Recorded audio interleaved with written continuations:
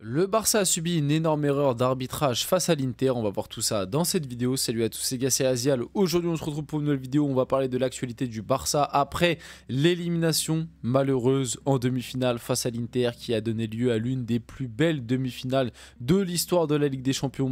Malheureusement, cette demi-finale voit le Barça être éliminé avant d'accéder à la finale. C'était peut-être l'année ou jamais, même si je ne pense pas. Il y a quand même une belle génération du côté du Barça. Je m'en fais pas pour eux. S'ils arrivent à se renforcer sur 2-3 postes avec 2-3 bonnes recrues, je pense que le Barça peut traumatiser pas mal de clubs sur les années à venir. Et je pense que le Barça pourra un jour, dans potentiellement pas si longtemps que ça, réaccéder à une demi et à une finale de Ligue des Champions. Mais en tout cas, c'est vrai que cette saison, il y avait un spot à aller chercher clairement, hein, parce que le Barça a été vu comme la meilleure équipe et l'équipe la plus séduisante et la plus terrifiante à affronter et à avoir joué. Donc, c'était peut-être l'année ou jamais, mine de rien, ils ont un petit peu loupé le coche face à l'Inter, parce que moi, je vais pas vous mentir, je savais que face à l'Inter, ça allait être très compliqué, mais je voyais pas la difficulté de cette manière-là. C'est-à-dire que je voyais pas un Barça être dans la difficulté défensivement. Je voyais plus un Barça être dans la difficulté offensivement, c'est-à-dire un Barça qui peut-être peut se faire contre-attaquer et qui a du mal à marquer puisque tu tombes sur une défense de l'Inter regroupée qui sait défendre, etc. Et au final, on a eu un scénario tout autre, c'est-à-dire qu'on a eu un scénario où tu as un Barça qui est tombé sur une défense de l'Inter qui a joué comme d'habitude, mais qui a réussi à trouver des solutions offensivement, notamment grâce à Lamine Yamal qui, on va pas se mentir, a fait une double confrontation de malade mental. Mais finalement, c'est surtout défensivement que tu as pêché, parce que sur l'aller-retour, le Barça met quand même 6 buts. Alors, ils auraient pu en mettre plus. Sommer fait un match retour exceptionnel. Enfin, même à l'aller, il était très bon, mais le retour est assez exceptionnel. Au final, ils arrivent quand même à mettre 6 buts, mais le problème, c'est que t'en encaisses 7, quoi. Et la fameuse philosophie d'Hansi Flick de on s'en fout, nous on attaque, nous on veut marquer des buts, et ce qui compte, c'est de marquer un but de plus de l'adversaire. Et là, malheureusement, tu n'as pas réussi à marquer ce but de plus que l'Inter. Donc, on va parler de tout ça dans cette vidéo. On va revenir sur la grosse erreur d'arbitrage qui, en tout cas d'après Mateu Laoz, est vraiment une dinguerie. C'est-à-dire que pour lui, il y avait pénalty sur Lamine Yamal qui aurait pu complètement changer la rencontre. Donc on va parler de tout ça. Avant que la vidéo commence, n'hésitez pas à liker, commenter, partager et vous abonner. Ça fait toujours plaisir, ça aide pour le développement de la chaîne. Et nous, on va y aller dès maintenant. Et du coup, parler d'abord de l'erreur, du scandale arbitral. Enfin, en tout cas, d'après Mateu Laoz. Donc, pour ceux qui ne savent pas qui c'est Mateu Laoz, c'est un ancien arbitre qui a pris sa retraite d'ailleurs l'année dernière, qui était l'arbitre numéro 1 du côté de l'Espagne, qui était très souvent envoyé pour des matchs de Ligue des Champions, etc. etc. C'est pas n'importe qui, même si lors de sa carrière, il a quand même été énormément décrié, énormément critiqué, c'est-à-dire qu'il n'était pas forcément vu comme un très bon arbitre, en tout cas quand on entendait les avis des gens, mais c'est vrai que quand on entend les avis des gens, qui est vu comme un bon arbitre finalement? Il y en a très peu. Mais en tout cas, il a plus d'expérience, je pense, que nous tous devant cette vidéo. Je pense pas qu'il y ait quelqu'un qui ait une meilleure expérience d'arbitrage qui soit devant cette vidéo, et en tout cas, moi, ce n'est pas le cas. Donc, on va partir du principe quand même qu'il nous sort des trucs fiables, quoi. Donc Mateu Laoz sur le potentiel penalty sur Lamine Yamal. Penalty évident pour le Barça pour lui. Le joueur touche Lamine Yamal 2 fois. Une fois en dehors de la surface, puis une autre fois à l'intérieur, ce qui le fait tomber. Alors, comme je l'ai dit, Mateu Laoz, arbitre professionnel, arbitre qui a déjà arbitré en Ligue des Champions. Je suis quasiment sûr qu'il s'y connaît mieux que moi, mieux que vous, et qu'il a une connaissance quasi parfaite du règlement. Maintenant, moi, il me semble, enfin en tout cas c'est quelque chose qu'on m'a toujours dit, c'est que sur une action comme celle-ci, où effectivement le tacle de Mkhitaryan, si je ne me trompe pas, touche 2 fois Lamine Yamal avant de le faire tomber, moi il me semble qu'on m'a toujours dit qu'il fallait prendre la première touche. C'est-à-dire que l'endroit où allait être sifflé la faute, c'était toujours sur le premier impact. En tout cas, moi c'est ce qu'on m'a toujours dit. Là, d'après Mateu Laoz, c'est pas forcément le cas, parce que lui il estime que certes Lamine Yamal est touché dans un premier temps à l'extérieur de la surface, mais il estime que c'est le deuxième impact qui lui intervient dans la surface qui fait tomber Lamine Yamal. Et en fait, d'après Mateu Laoz, le premier impact où il est touché en dehors, c'est pas celui qui le fait tomber, c'est le deuxième qui le fait tomber, celui où il est dans la surface. Alors honnêtement, je vous dis la vérité, je n'en sais foutre rien. Moi, je suis 100% honnête, les gars. Je vous dis la vérité. Moi, franchement, quand j'ai vu le match, que la VAR a revisionné et qu'au final, il y a eu coup franc, je me suis dit, bah c'est normal, parce que le premier impact, le premier contact entre Mkhitaryan, parce qu'il me semble que c'était Mkhitaryan, mais j'ai un doute avec Çalhanoğlu, mais non, il me semble que c'était Mkhitaryan. Donc bref, le premier le contact entre Mkhitaryan et Lamine Yamal, il est en dehors de surface, donc c'est logique qu'il ait sifflé coup franc plutôt que penalty.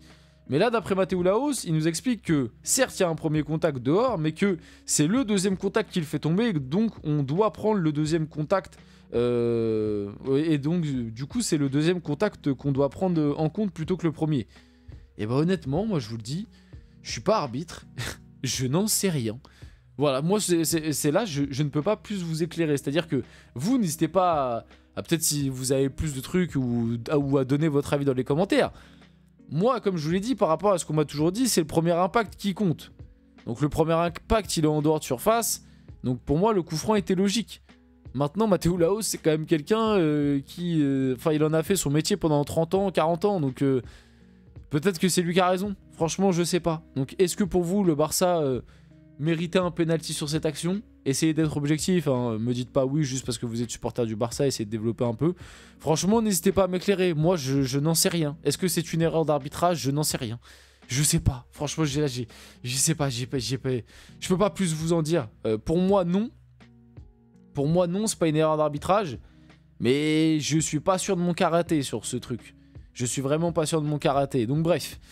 Hansi Flick s'en est aussi emmêlé par rapport à l'arbitrage. Il a dit certaines décisions arbitrales ont été injustes. Je lui ai dit ce que je pensais. Je ne le dis pas ici. Ronald Araujo a aussi dit il y a faute sur Martin à 3-3. Ça pour moi c'est la seule réelle action où il y a un peu débat. La faute sur Gérard Martin sur l'égalisation. Faute ou pas faute de Dumfries. Pour moi c'est là où il y a vraiment débat. Parce que sur le penalty juste avant Yamal, comme je vous l'ai dit, pour moi qui est coup franc c'est pas une dinguerie. Mais maintenant je dis ça sans être sûr de mon karaté. Et pour moi, sur le penalty accordé sur le tacle de Koubarsi, pour moi, il y a penalty, c'est indéniable. Donc pour moi, c'est le seul truc où tu peux un peu pinailler. Il a ensuite enchaîné en expliquant « L'arbitre a influencé le résultat, mais pas d'excuses, cette génération reviendra. L'arbitre a influencé le résultat, mais toi aussi, Araujo, tu as bien influencé le résultat négativement pour cette génération. Et si cette génération veut revenir un jour, il faudra peut-être le faire sans toi. » Voilà, je dis ça, je dis rien. Samir Nasri, au sujet de Pedri. Pedri est le joueur qui se rapproche le plus d'Iniesta. Bon bah sur ça, hein, est-ce que j'ai vraiment besoin de développer plus longtemps? Je pense qu'on est tous unanimes et d'accord pour dire que oui, que Pedri, il est dans cette veine-là en tout cas, il est de la veine des Iniesta, voilà, il peut accomplir de très grandes choses du côté du Barça, une très très grande carrière. Oui, j'ai pas plus de choses à dire là-dessus, voilà, même si...